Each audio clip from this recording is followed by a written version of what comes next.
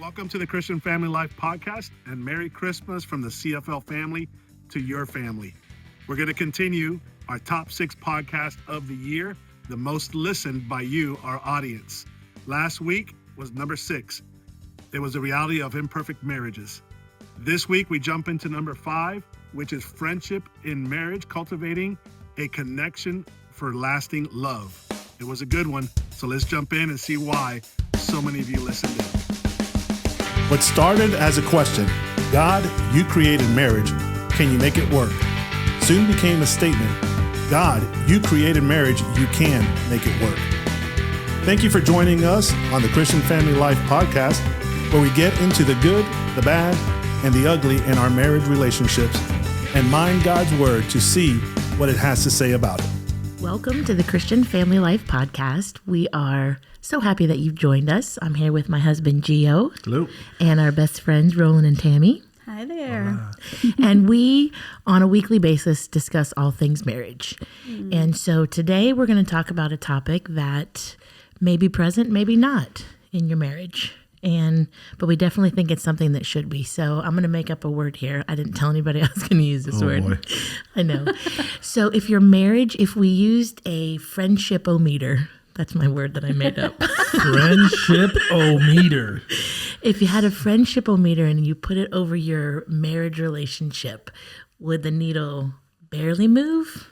Would it be bouncing all the way to the side? Like if you were to take like a self-assessment of your marriage, what does friendship with your partner look like? You're way too excited. No, I'm just saying it reminds me of going to a basketball game. We just recently went to a Hornets game, and they had the noise-o-meter. Yes. Yeah. And they put it up there, and then they start boom, boom. The music starts pumping, everybody starts yelling, and it starts doing the until it explodes. Yes. So that's a good analogy. Thank you. Yeah. I like friendship-o-meter. Friendship-o-meter. That's a good. Susie throwing the surprises. Yes, I like the dance-o-meter.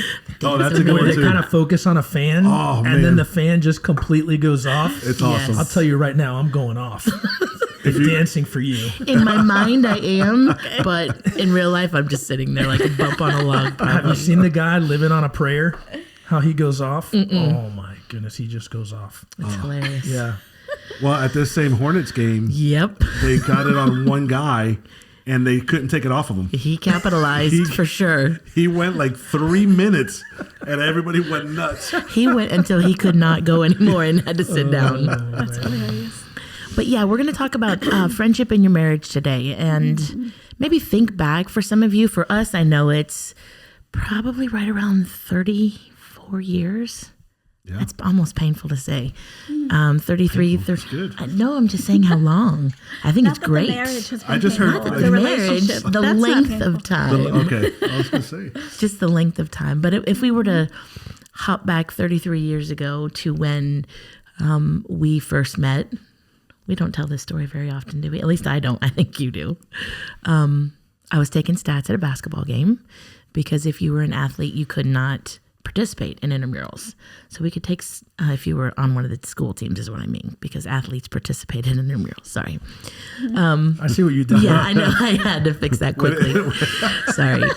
So we're sitting at the table and I'm taking stats, and it's supposed to be with a friend of mine. And I think for some reason they were sick that night, couldn't make it. So we're really going to date ourselves. Yes, we are. They posted something on the actual physical corkboard of, if you want to take my place tonight, show up and rip this piece of paper off. Oh, you forgot an important piece, how much they paid. Yes, $5. It was like $5 a game. $5 a game.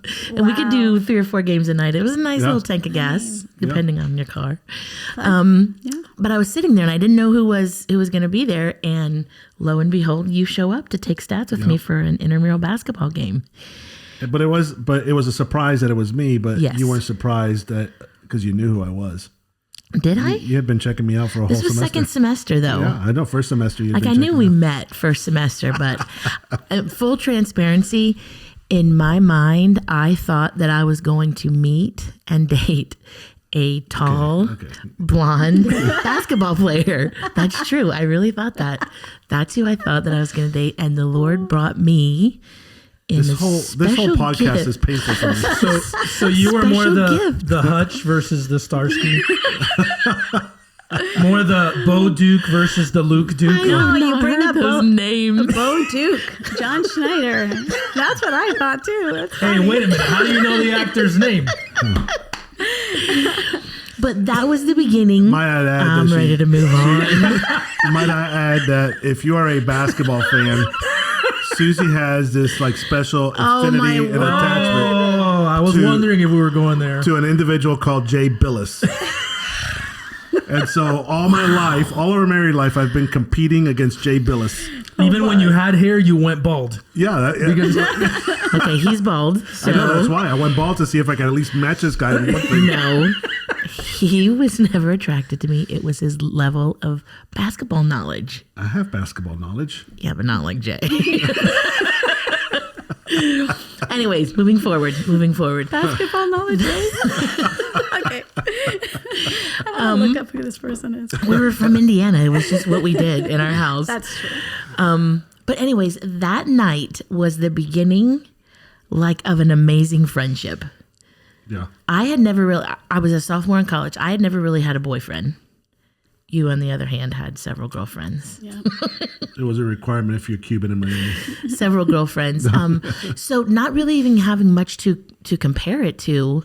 I just knew this was different. I didn't want to go back to my room and talk to all the girls about everything. I mean, some things, but there was a lot that I was just like, oh, I can't wait to talk to him about. I can't wait to call him on the landline. I know my roommates were not happy with me a lot of the time because I spent the night on the phone. But it was just really the beginning of, well, where we are today. Yeah. And those conversations just continued, and a friendship was developed, and it grew from there. And so I guess today, as we dive into this conversation, is what happens when you get married, and you let your guard down a little bit, right? It's almost like, well, we're married, so therefore I don't need to do the extras anymore. I'll do the extras when we're dating and we're trying to get to that place of marriage. And so today we want to challenge you in the area of friendship within your marriage to really focus on it, to bring it back. Like, let's bring it to life. One of the things that we do love to do is tell couples to go back to those dating days.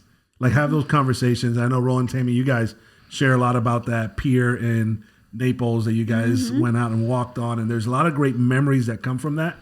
And for us, we were fortunate. All of us kind of lived in the Florida area a little bit after we were married, so we can go to some of those places that, when we first started dating or where we got engaged. We were just at Bayside the other day, not too long ago. I said the other day. And we went to the spot where we got engaged, and we were able to remember some of those things. And so bringing back that friendship to the marriage union. We've ended up using a word often, whether it's in a conference we've done or even as we're preparing to teach a faith principle found in Two Becoming One. And the phrase that we've been using a lot is this idea of staying curious. Like something happened when you're taking stats together and Gio comes back to the dorm room differently. And all of a sudden we're not doing things. He's like, I got other things to do that are more important. You know what you need to bring up is the agreement that you guys, I think that's really interesting. The agreement that you had before going to college. Why is this the first time I'm hearing of this? Oh, I remember. You had an hearing agreement? this. Yes. What was it? What was it? 30 plus years. What was it? No, I think when we say it'll ring a bell. Okay. It's the idea that, hey, we're friends, but one day God is going to really bring our female best friend around. And that's the one that we're going to want to be with. And so we didn't want the other one around messing things up if we wanted to be alone Right. with our new best friend. Our new Like best friend. we had established like this is going to happen. And so it was just kind of, if one looked over and kind of pulled on the earlobe, it was like, Get lost. get out of here, leave us alone. Well, I think that's where the phrase came up when Susie said, I married my best friend. And then Roland said, no. No, you didn't. You married mine. Oh boy. Oh man. That was before me. That was before your female best friend. So Yes. Was it Said though? that. Was it though? Because you guys because were you friends. married. You guys were friends long before we were. I don't Long know- I don't before know I was why- even in the picture. I don't know why Tammy doesn't remember that. No, we were friends when you came on campus. I mean, we had the connection Yeah. of my brother and I were from Miami, and anyway, we were friends. We were great friends. I always felt like I entered y'all's friend group. Like you had a Okay. thing Yeah, because going. we all connected right Yeah. away. We did. It was that first trip home that you and your cousin Maureen joined us in our little Nissan Yep. Pulsar. Yep. Doesn't exist anymore. And I will say a couple guys would try to make their move on Tammy, No, and I had to step in and let them know no, Ain't happening. that is not true. she's taken.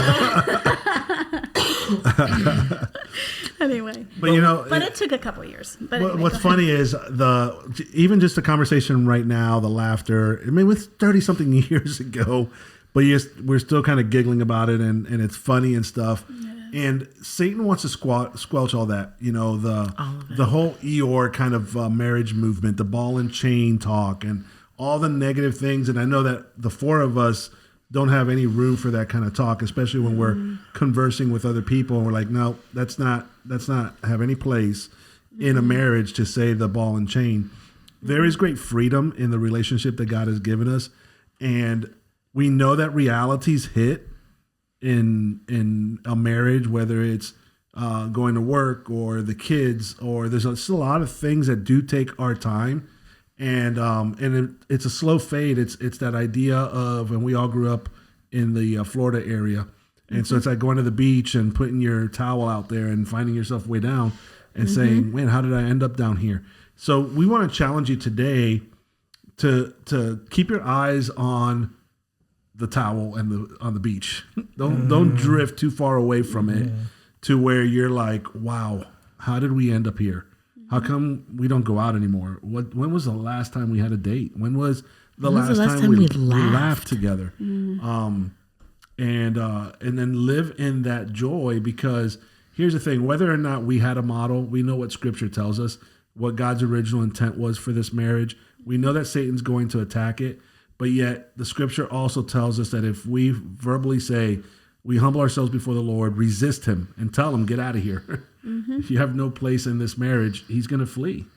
That's right. And so, you know, in our time before this podcast, we thought, rolling you throughout the word prioritize, you know, making sure that in all that we've got to do, we etch out this time that we stay grounded and we stay in that place of, man, go back to your college days, your dating days. Yeah, sadly, somehow along the way we lose sight of the person that we met and decided it before God and before others that we'd spend a lifetime together, and we chose to desire to spend a lifetime together because of the way they made us feel, all of the things that we admired about them.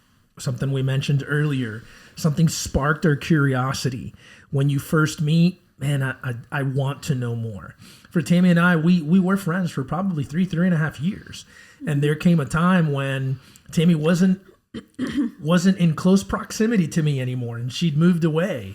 And there was greater curiosity in that moment where we wanted to take the relationship to another level. And so we entered into our exclusive relationship, and quickly 6 months later engage, and then a year later I would have chosen a much shorter engagement. That's right. But Tammy made me wait for a year. and I think we would all say that there are times where we've lost curiosity and other things have taken its place. There are times where we haven't prioritized the relationship, and we kind of evaluate and say, wow, we seem to have more negative interaction than positive interactions, and we knew that something needed to change, and so we began looking to the Lord. But here we are today, knowing that we have an audience of married couples that you're probably wanting to have a friendship in marriage, and hopefully you take some ideas where you continue to cultivate that friendship and marriage. And then for others where you're not even sure where to begin, I think it would begin with being curious, not being curious and wanting to outline all of the things you want, but being curious and figuring out what are all the things your spouse wants? Mm-hmm. What are the things that they desire? Because, in Scripture, Abraham was called a friend of God. Abraham did not have the Levitical law. Abraham didn't have things outlined for him in understanding what needed to happen to be a follower of the God of the Bible. But Abraham had a relationship with God, and it was his faith that was counted to him for righteousness. So even way back in Genesis, God establishes the part that our faith is going to have in our vertical relationship with him, as well as in our relationship with others. So by faith, we can find out what are the things that our spouse wants, and then look for all the different ways that we can connect at that level. Because I think the four of us could also speak to differences that we have. While there are areas of overlap, there are differences. I did not anticipate that I would have anything to do with meal preparation or cooking. I fully expected that I would come home and meals would be done, that I would sit at the table and that I would be served, and that it would be just this vast array of all kinds of Cuban cuisine. It was mostly pasta, really. And then all of a sudden, I'm realizing, okay, this is actually an area that Tammy and I can connect. And so we cook together, and now I send cooking reels to Tammy, and we connect. This would be fun to make. To connect or suggestions for me. Yes. Like, hey, can you cook this? Hey, you send pictures to us about your new Blackstone and all the stuff, or your griddle. Yes. So a lot of stuff that being cooked out there. I mean, lots of meals. Last night I had to cook on the actual stove. I'm so sorry, no, Tammy. sorry, Tammy. And wash the dishes. Yes. I'm out there freezing at lacrosse practice for our son for 90 minutes. Yeah. She was thinking I would come home and cook at 8 No, o'clock I was at not. night. That's why I cooked. I had it done before you got home. No, actually, I was thinking I would do that. And so thankfully I came home, and Timmy was like, no, I'm not going to do that to you. Thank you, my friend. We're your friends. The reality. So you guys are talking even in that last night. That's a reality, right? You got practice and all the things that we can insert as the obstacles of this keeping us from our friendship. And I'm reminded in Genesis chapter 26 of a reality that Isaac and Rebekah entered into, where he lied and said, she is my sister to the Pharaoh, because he didn't want to lose his life. That was the reality. And yet even in the midst of that reality, their friendship couldn't be hidden. Like, it was a friendship that was beyond a sister. And the scripture says in Genesis 26, 8 and 9, when Isaac had been there a long time, Abimelech, king of the Philistines, looked down from a window and saw Isaac caressing his wife Rebekah. So Abimelech summoned Isaac and said, she is really your wife. Why did you say she's my sister? Isaac answered, because I thought I might lose my life on her account. So, Drew, I think you're going to need to expand a little bit on what exactly was taking place The caressing. between. It's It was Not what he meant. It was just a hair,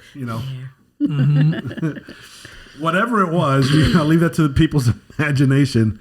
It was definitely more than just a transactional relationship. It was a loving interaction between them. It was. And that's what creates the friendship. And that's what's got to stay alive. And Satan is going to constantly put obstacles in our way, which what we call in the stages of marriage reality, that if we're not careful, they can easily and quickly become resentment, where we've got to stay focused on our relationship with God and our relationship with our spouse to continue to create those moments of that Isaac and Rebekah created, where others can look and say, "Man, couple goal. I want that. What do they got going on?" Hashtag couple goals. Yeah, That's right. They're comfortable. They were obviously comfortable with each other in that moment.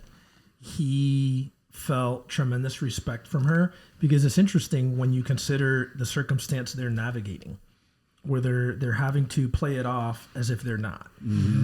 But yet, when they had that moment, apparently when they thought it was okay, that maybe no one was watching, he felt respected and honored, and she felt safe. And in that moment, they come together, and they have this loving interaction with each other. Is something for us to consider. Are we comfortable in our marriage relationship? Do we feel respected and honored and safe in the interactions that we have with each other? Do the interactions portray a picture to others? You know,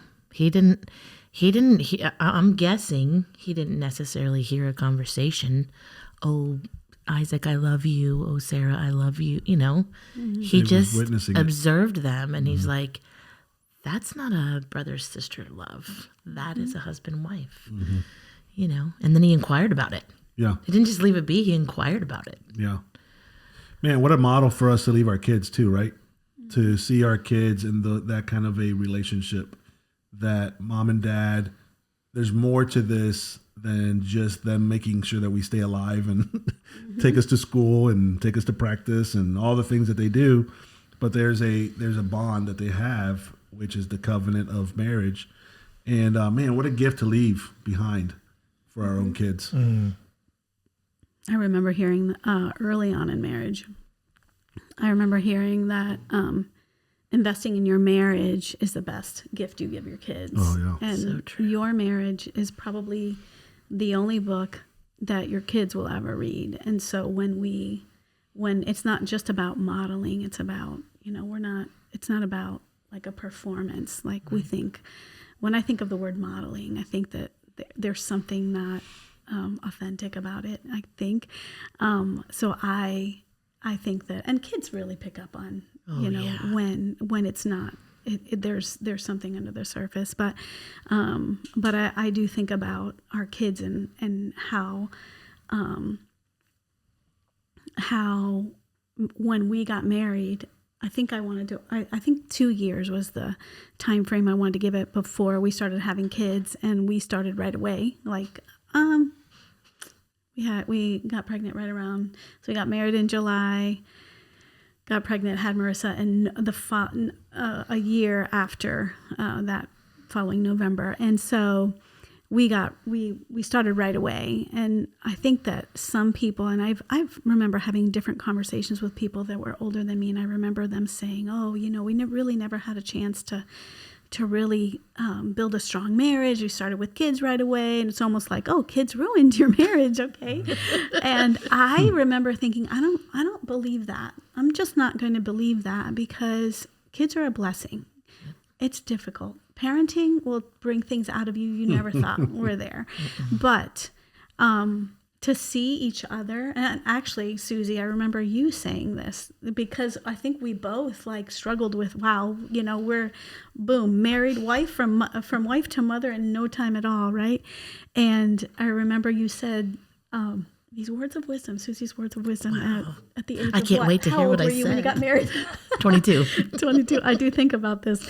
And you said, how great is it to see my husband as a dad, I get to see early on. I don't have to wait 5 years to wonder how he's going to be as a dad. And I think that was one of those things that's like, okay, yeah, this is good. But for those of you who did start having kids like we did, they're meant to bless, and there's something that they bring out. And now looking back, we don't regret how early we started. We don't regret any of the kids. In fact, as we started having kids, we realized, wow, never hear. We're just kids ourselves. We're kids ourselves, exactly. I was the oldest kid, but that's okay. I was 25. But one of the things that, we think is that the bringing kids is going to make it complicated, and it's not going to make it better. And I remember having conversations with different people, and you never heard anybody say, I regret having so many kids. It was always, I wish we would have had more. I mean, most of the time, I wish we would have had more. And so in my mind, I did not think at the time I was going to have 6. I thought 4. That was my number. Roland wanted to fill a van. That was his number, which would have been at the time. But the Lord did 5. exceeding abundantly. He did. He gave us 6. We added a 6th. But anyway, Really this isn't about really a 7th. Really a 7th. A little nod to our second part of purpose and reproduce. But I think the friendship changes. The friendship grows. I think that we can see things in our kids that are like, oh, she gets that from me. Oh, he gets that from you. And I think it's really neat to see. It's not always the good traits, but it's true. But you can identify, wow, okay, she definitely got that from me.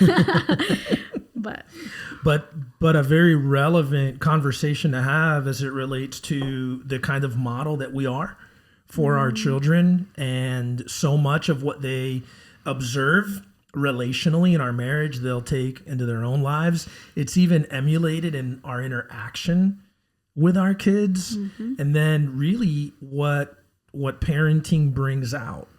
And let's go ahead and broaden that, because when we look at the second purpose, it's not just only a literal thing, exclusive only to child rearing or childbearing, but it's also figurative. God wants us to be in community. And when he refers to the church as his bride, Jesus prayed that they may be one as you and I are one. But if we don't figure out how to cultivate friendship and marriage, how in the world are we going to be able to experience true depth of friendship outside? It begins right here. And not that we have many singles that listen to the podcast, but it's just kind of that reminder that as you're searching for the right one, be the right one. And so we transition specifically to marriage now. And I think it's a good opportunity before we wind it down to just give some practical suggestions on how to establish a great friendship in marriage. One thing that having kids, again, let's broaden it, or any kind of investment in other people. Let's say that you're a couple and you're young and you've chosen to not have kids yet. Let's say that you're a couple and you've potentially struggled with infertility, and so you look to have spiritual children. Regardless of the investment or what it looks like for you, it requires selflessness. That makes me think of a scripture, Romans 12:10. Love one another with brotherly affection. And I think this next thought, will lead us into learning the practical. Outdo one another in showing honor. I think sometimes we like to be on the receiving end.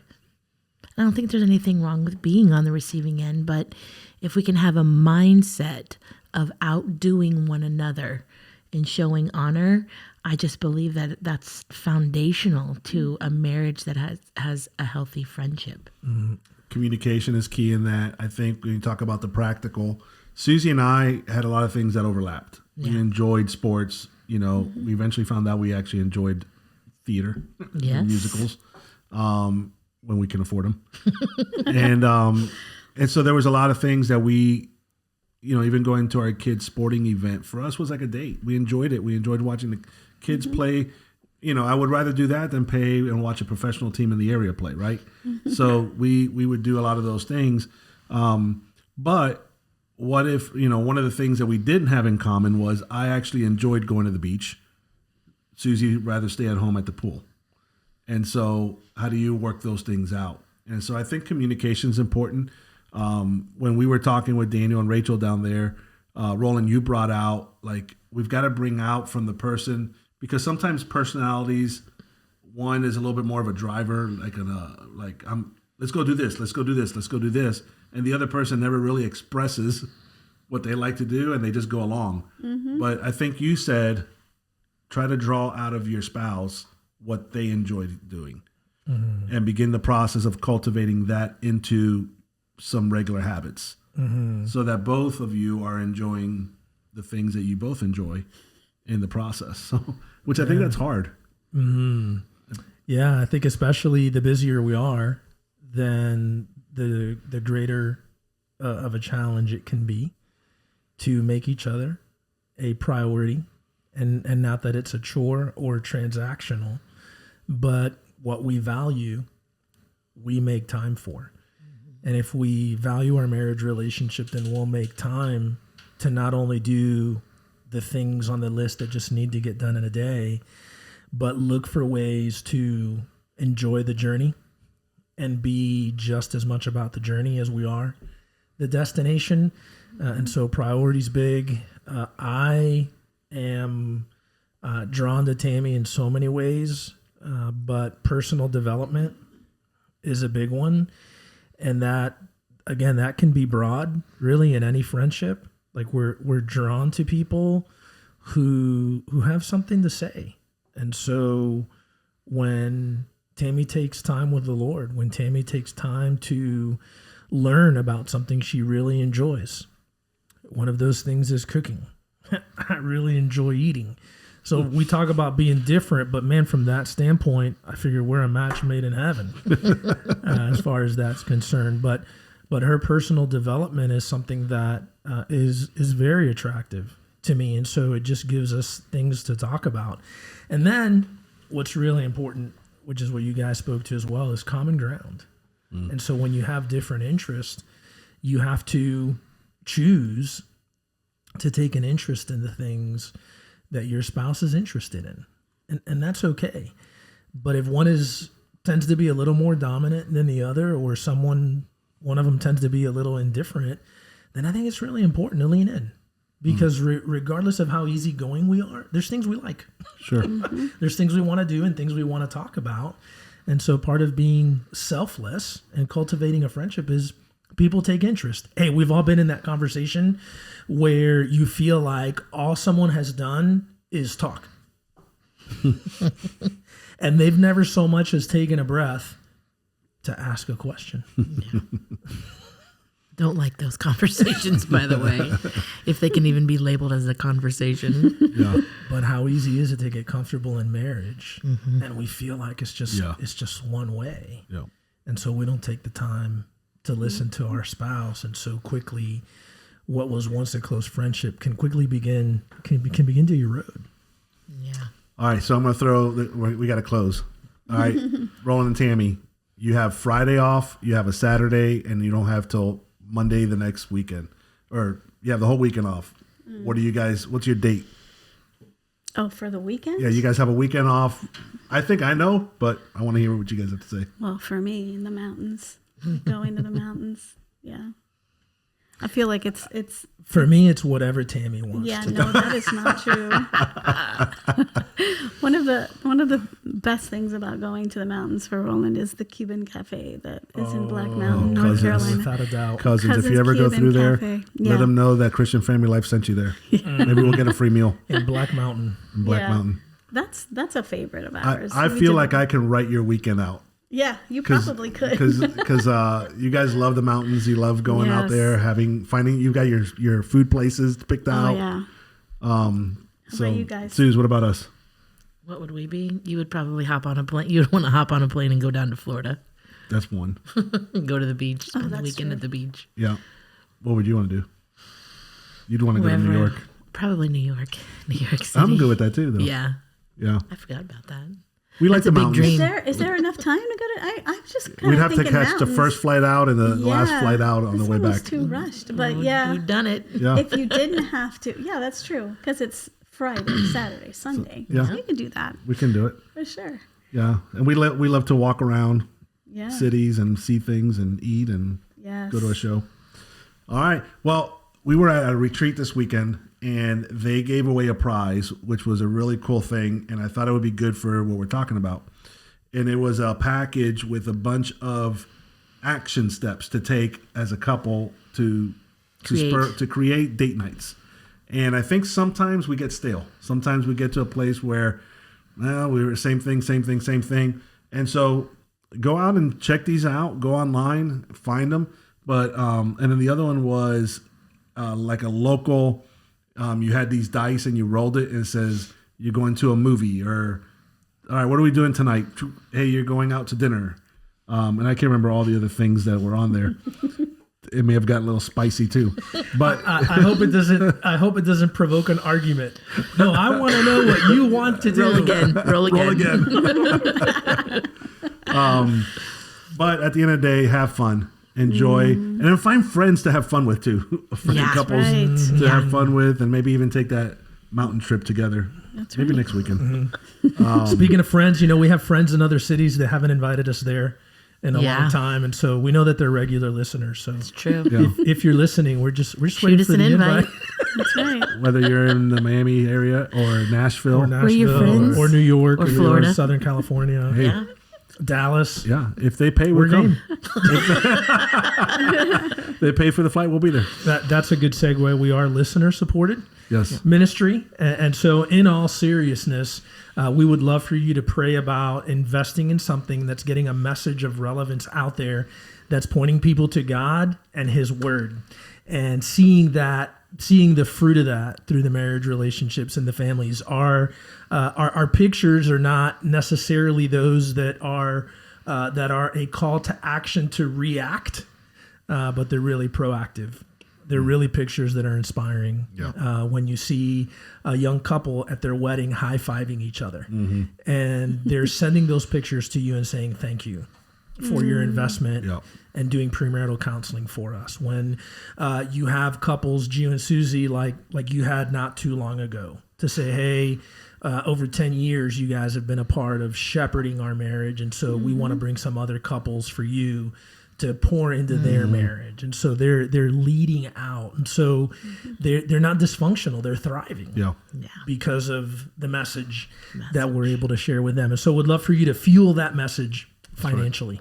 Yes. Thank you very much for joining us. We'll catch you in the next one. Thank you for tuning in to the Christian Family Life Podcast. Be sure to subscribe. To learn more about the ministry, visit our website, christianfamilylife.com. There, you can subscribe to our newsletter and find all of our social media links, where we offer resources to help strengthen your marriage. Until next time, remember, God created marriage. He can make it work.